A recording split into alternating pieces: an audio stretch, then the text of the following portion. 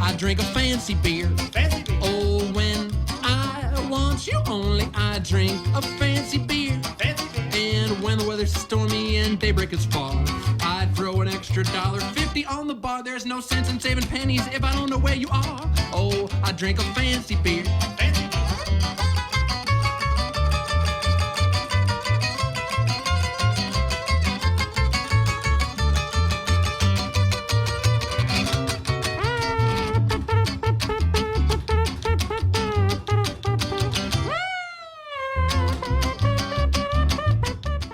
Hello, and welcome back to another episode of The Beer Show. I'm Steve B, and this is my good friend and drinking buddy. Eric T. How you doing? Hey, tonight we're going to try something a little different. We're going to do a retrospective of Season 1. We're going to look back on some of the highlights, some of the lowlights, and some of the, adventures that we were on last year. The in-betweens, yeah, right. Somewhere, everything across the board. We thought we've been lazy, actually. Well, it's been COVID time, so we're just kind of chilling. That's true. It's been COVID, and we haven't had an opportunity to really get together in the last couple of months. So here we are. We're going to go back over Season 1, and we'll start with Episode 1. And we did, at that time, hazies. We did the hazy IPAs. We did some hazy ones, and so, we'll start there. Let's take a look. Cheers. So what do we got here? We got Rogue Bat Squatch. I'm sorry, I did have these in the fridge. Okay, well. I wasn't, never mind. Carry on. Anyhow, it says hazy IPA, so we'll go with that. We'll consider it a hazy IPA. Hazy and Rogue, of course, is fantastic beer. I'm sorry, I thought we were talking Stone, but we're talking Rogue. Oh, were we talking Stone? Well, we meant Rogue. We did. Oh, you're right. We did talk Stone. That's why I couldn't find Stone in the fridge. Well, we meant Rogue. I was looking at getting Arrogant Bastard, the other another IPA. Great one. Yeah. Yeah, another great one. And as I reached for that, I saw this 1 6-pack behind there, and I'm like, we needed a second hazy. We need a second hazy. Very similar in color, yeah. It is. And haziness too. Not as much of a head on this one. No. It's very, interesting. very short. Pours very clean, but yeah, that is hazy. I can't even see my fingers on the other side. That's chewy. That is going to be chewy. I'm going to set this out here for you guys. Yeah, I'm going to do a little research here. I'm going to do some research on my own right here. Like your research better. We're looking at a 6.7% ABV. Well, that's spot on the other one. Same. Yeah, and 54 IBUs. So it's a little hoppier. A little more bitter. Mm-hmm. A lot more bitter. Cheers. Cheers, Eric. Cheers. Cheers. Mm-hmm. Oh man, that's juicy. That is a nice flavor. Juicy and chewy, as you said. But look at the difference in the color and clarity. Yeah. Clarity, yeah. Now, one thing we didn't mention, going back to the hazies, was one of the things that really sets them apart, aside from not being very hoppy, is that they have a very floral scent to them. You really taste the citrus or the the floral, the citrus, the grape, almost grape. I'm getting almost like a grapefruit. Yeah. Mm-hmm. Yeah, there's. I feel like I contributed a lot there with the grapefruit comment. Well, you did. That threw me off. You up. Like, wow, grapefruit. Right. You're right. There's grapefruit in there. I haven't smelled a grapefruit. I haven't had a grapefruit for breakfast in a long time. Yeah, it goes back way long. It definitely has some floral to it, some pine in there. I'd like to understand where the 54 IBUs come in. I'm not getting a super bitter I'm not getting finish. any bitterness in there. No, it's not. If anything, bitter. this even feels less than the than a little hazy. I'd have to go back to the crazy little hazy or whatever, hazy little thing. I see. I'd have to go. Yeah, I did as well. I just kind of leave it there for you to see. But hey, let's look at the beer light. Let's get into the beer light. Oh yeah, it's a little darker. This is, I'm guessing 7 or 8 on this one. It depends on where we're going on the. Yeah. Take the light down just a touch. Yeah, I mean, if we're looking. Yeah, if you're looking at this top. Looking at that top area, we're looking pretty close to an 8. Yeah. You're right. 7 for sure. 7.5 maybe. And like I said, I don't think we're quite at a 9 though, but somewhere between a 7 and an 8. Right. Interesting. And whereas the other one we said was like 6. A pretty solid 6, yeah. Solid 6 on that one. And so you can see it clearly, see the difference here in the color. Definitely a couple of points up on this one. That was a nice one. Yeah, for sure. What do we got next on the line? Well, this one was, if you remember this episode was kind of unique in that I remember you checked this was Eliason was the brewery. I remember this. And I remember you checked the website and there was something on there about blending 2 of their beers together and creating another a beer unique cocktail. Yeah, if you will. With beer and beer. Yeah, beer. So it was like 50-50 mix. That's the best kind of beer cocktail there is. Yeah. So anyway, check this out. Cheers.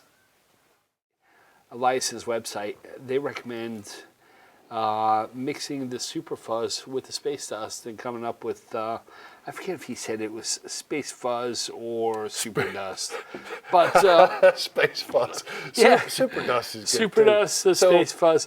But in either case, here's a new experiment. We haven't tried this before. So and Steve has never seen either of these beers before. I've never had these beers, so I've seen this one on the shelf. But I mean, so what you're talking about making a beer cocktail? A beer cocktail, As you know, it were. mixing and matching, Yeah, 50% each. All right. And 50-50, this one yeah. here is labeled a blood orange ale, a blood orange pale ale. Blood orange pale ale. I'll give you that. All right. Well, let's go ahead and crack that real quick. Let's divvy it up. Well, Oh, you might oh, be. yeah. You might have to drink down a little bit there on your one there. I mean, if it's a 50-50, right? Yeah, We're going for we'll a see where we go 50-50. with that. Ooh, let's pop that on the beer light. Let's check that out. So this is again. Oh, it's already on. Ooh.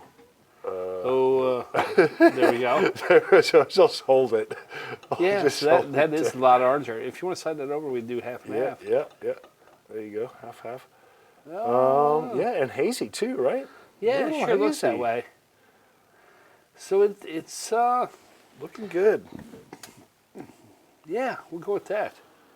And I'm going to go ahead, Steve, do you mind if I top you off here? Oh yeah, And, no, please. Yeah, so this is the beer cocktail that you mentioned, and so about 50-50 on these. So you've got 50-50 on the Space Dust, and then what is it? The Space Punk? This is Fuzz the box. No, Super Fuzz. that's. I know where you're going with the Fuzz box. Fuzz. Shout out Fuzz. to the guys in Lahaina. Shout out to the guys in line at Fuzz Box. Cheers, Eric. Cheers. Thanks, man.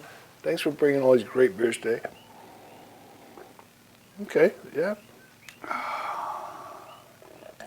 Yeah, it certainly did cut down some of the hoppiness. Ah, see now that's definitely drinkable. That's more approachable. Yeah. I think it cut the hops. The two sort of complement each other. So I think this one's a little too hoppy for my taste. Mm-hmm. The other one had almost no finish. But it had, I thought, too much fruitiness. Yep. But then when you put them together, Yeah. it cuts down the fruitiness, cuts down the hoppiness, but it balances it out. It gives gives a little bit more flavor to the hoppy beer and a little hoppiness to the fruity beer. It did.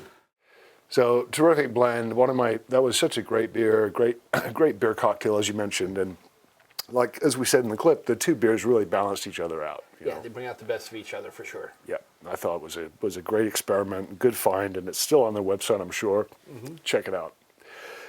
Moving on to one of my favorite shows, honestly, I gotta say, was the Guinness episode where Guinness. we focused on Guinness, but then of course we threw into the mix the black and tan, the snake bite. Yeah, there's a couple of them. I mean, we threw to the professionals for that. But there's not too many beers that can carry a whole show, but Guinness is definitely one of those. It's one of them. So grab a Guinness and enjoy this one. Check it out. Cheers. Cheers. Guinness Stout from Ireland, Dublin.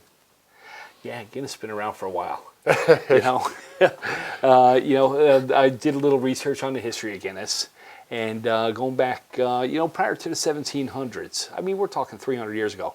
Prior to the 1700s, most of the beer that was drank in Ireland came from either Scotland or England. And then along comes this dude, Arthur Guinness.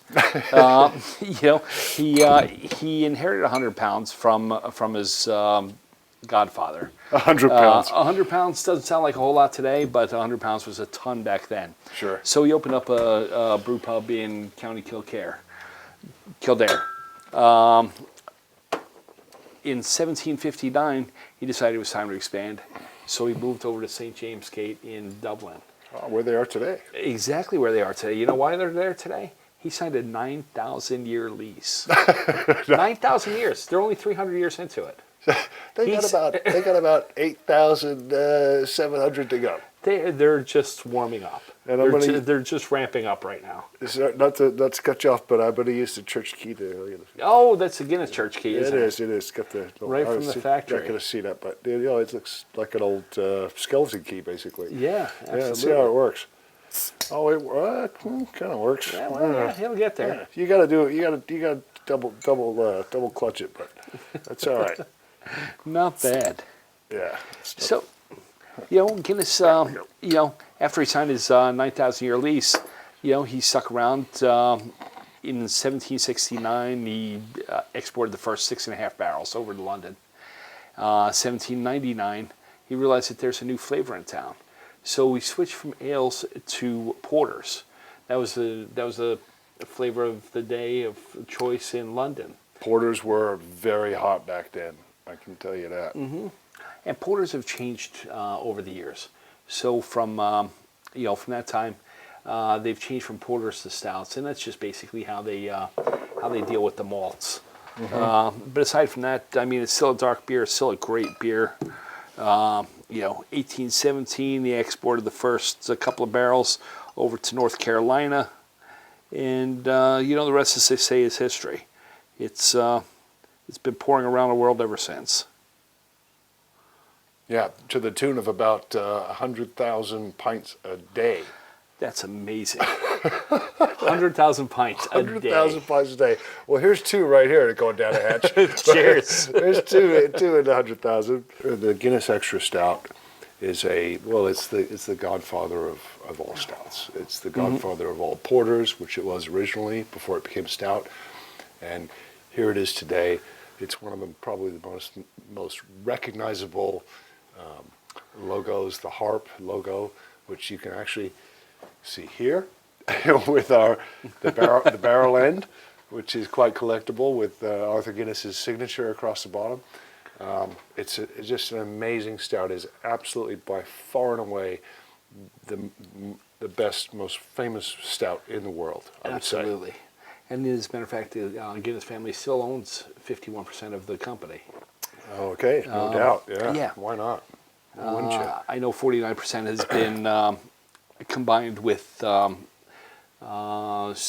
with a company over in Britain.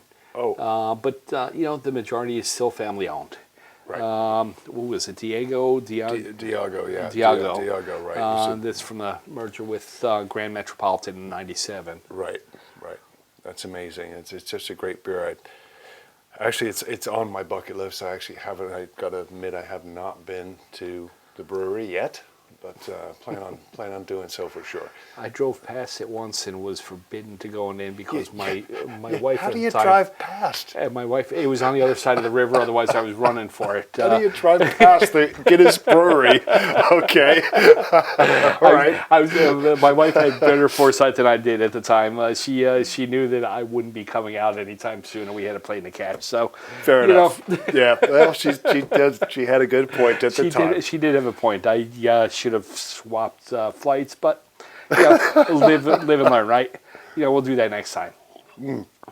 And we're, Guinness is just such an amazing stout. We have, of course, we have Guinness stuff everywhere around the pub. We've got this bar towel. We've got signage over there. I've got signage over there. We got the barrel end, as we mentioned. In fact, I want to just quickly talk about my grandmother, my Nana, on my mom's side.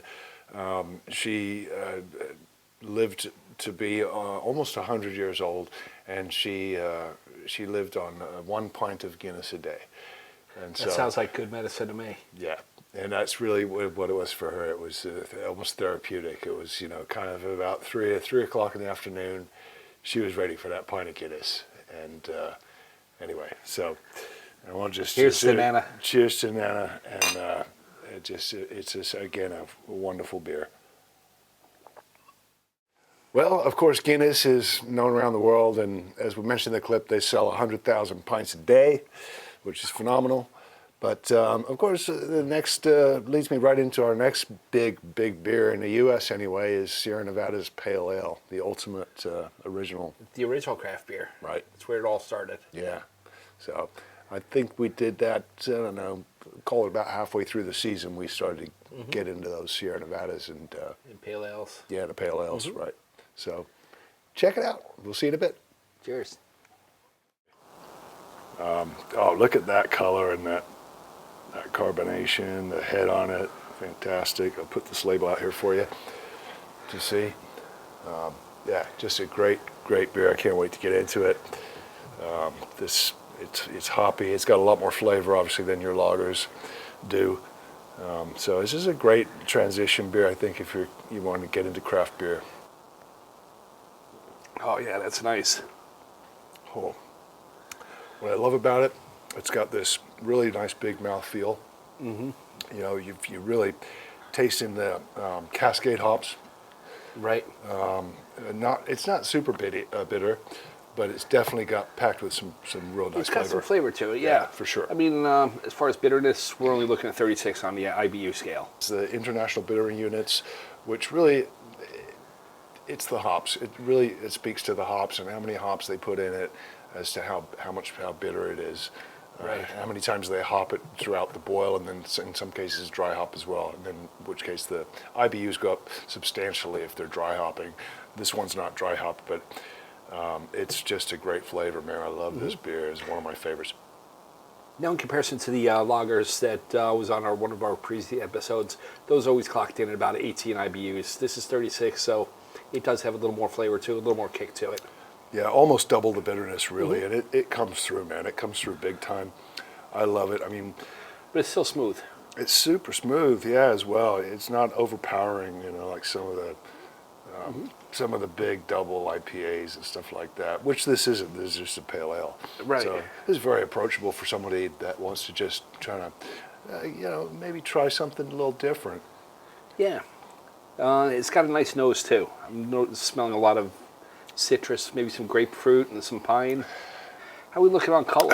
Well, I tell you what, it's that time. It's Let's that go to the time. beer light. Let's go to the beer light. Here we go. And with the beer light, of course, we're checking color, carbonation, all those fun things. And we have our SRM chart, which is again, if you haven't watched our show before, it's the standard. Standard reference. Thank you, Eric. Reference measurement. Yeah. Chart. SRM scale. It's the beer chart. It's okay? the beer chart. It's the color chart for the beer. It's the color chart. So, I mean, on this one here, we're looking, we're probably getting around a 6 or a 7. Oh, yeah. Is where I'm going with that. Oh, yeah, What do you 7, think? 8, easy. Yeah, Maybe even easy 8? 7, 8. Yeah, Yeah. It's right up there. It's not quite to a 9 yet, I don't think. But, No, and the carbonation is, it's not a heavy carbonated beer. yeah, easy 7. Yeah, possibly a good 8, maybe. Yeah, I'm leaning towards an 8 on this one. Oh, that was great. Hey, remember that time we went down to Kailani? Oh, boy, do I. Yeah. Crack that firkin? The firkin, yeah. Oh, yeah. My first time cracking a firkin. Your first firkin. Yeah, first firkin Fridays, they used to call it. We were down there every Friday. Yeah. Well, at least out for a little while two until... or three of them anyway. Yeah, as long as it lasted. It was a good time. It was. Check it out. We went down to Kailani and I got to tap this thing, which was unexpected, but I tell you what, the beer that day was amazing. It was a Delicious. Bikini Blonde lager from My Brews, but it was infused with coffee. So anyway, we'll see you in a bit. Cheers. Hope you like it. And here we go. So this is the first Friday. This is the first time we're joining it anyhow. Apparently this has been an ongoing thing, and we hope to be part of the tradition going forward.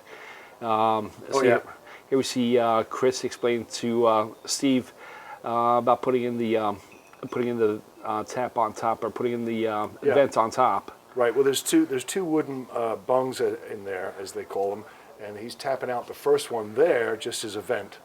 Gotcha. Because without that, obviously, you couldn't pour anything. Right, because one of the biggest differences anyway with a cask ale is that it's gravity fed, right? It's not Oh, I pumped. see, yeah, It's not pumped right. with CO2. There's no CO2, nothing to forcing force- it out. To force the beer up through a tube and out through a traditional tap that you might see on a bar top. Gotcha. That's why it's laying in that In that horizontal position Mm-hmm. at a slight angle, call it 10 degrees. He actually adjusts it here in a moment. Or he may have already done that, but in any case, so he's vented it. It looks like it's still testing the air, and it sounded like it was still coming out. So it should be, any residual carbonation should have already been out by this time. So you're not going to get a whole lot of foaming when you tap it. Here There we you go. He just repositioned it. He's just now kind of explaining to me, like, you need to kind of hit this thing pretty hard, don't baby it. Right? No, make sure you can feel it. Make sure you hit it because it's going to spray beer, obviously, right? You're tapping a keg. And so this was very exciting for me anyway, and getting to do this. And he offered, I took the chance to do it. Eric's filming. He's going to go now around the other side and obviously hold the back of the keg so that when I pound on this thing, it doesn't go off the counter. But here we go. Yeah. All right. Way to go.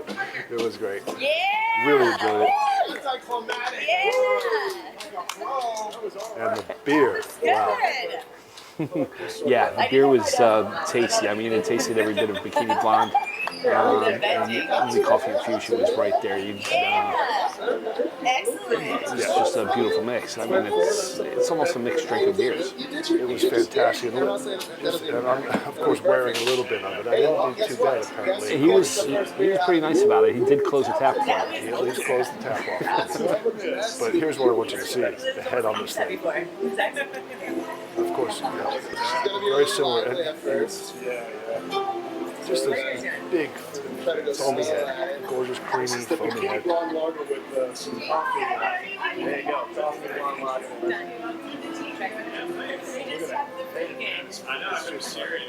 Flavor, I could tell. Right there at that moment when that glass started to fill up, I could actually smell the coffee beans in the air. Yeah, it almost smelled like somebody opened a Starbucks down the street. It really did, especially when you bring it up to your nose, obviously, even more so. But look, you can see the color there is a little bit darker than the Bikini Blonde that we're having now. But, oh man, is it good. Infused with coffee beans, and it really had like this chocolate espresso coffee bean kind of aroma to it, I thought. Yeah, and the just the feel in your mouth too. I mean, not being that carbonated, it was, you swish it around. It was delicious. All right. Well, gentlemen, enjoy. All of you, sir. All the coffee beans and all the Bikini Blonde smells. That was worth waiting for. This is delicious. Happy Firkin Friday. Well, that was good. Yeah, the Firkin thing was great. Oh, I love that. I love the Kailani. It's a great place. And I really do hope that thing comes back because that was a lot of fun down there on the first Fridays or whatever Yeah, it was Maui Brews, right? Yeah, Maui Brews. Sponsored that. So, yep, they did every month they would do a different cask ale, right? And then they would tap it on that first Friday. It's delicious. Fantastic event. But anyway, coming up next is one of my faves, is a Newcastle Brown Ale. Oh, yeah. If you remember that one. I remember that one. That's one of my favorites as well. Yeah. It's a great beer. A good little segment that we did on that ale. So, yeah, check it out. It's not classic. quite as 1700, but it's definitely one of the classics. Came out in, what was it, 1927? 1927, that's right, is when it came out. And then I also read that in 1928, just a year later, is when they came out with the blue star, the circle blue star logo. They added that. You can see it on the cap here. They added that 1 year later, and then that's just stuck ever since. Gotcha. I know the guy who came out with it is a third generation brewer. His name was Lieutenant Colonel Jim Porter. He was just coming out of World War II when he went to his family brewery, and he came up with this recipe. As matter of fact, he came up with the recipe kind of by accident. He was trying to recreate Bass. He was trying to recreate a porter, which is a derivative of a brown. But he thought he came up with a failed experiment here. But as soon as he tested the ABVs were 6.5% at that point, which was off the charts. Ooh, for a brown, that's heavy. For a brown that's in big. in the UK in the 1700s, that was heavy. So it went flying off the shelves. He had a hit. And since then, they've tapered it down. I think we're looking at about a 4.7 on the current ABVs. Right, it is. And brown ales in general, they range from 4.2 to 5.2 on the alcohol by volume. And on the IBUs, on the bittering, the thing is about the browns is that they're just not bitter. So there's almost no hops and no bitter. So super low on the IBU, like right around easy, 20. Very easy to drink. Yeah, super easy and mild and approachable. Mm-hmm. So, well, cheers, Steve. Cheers. Yeah.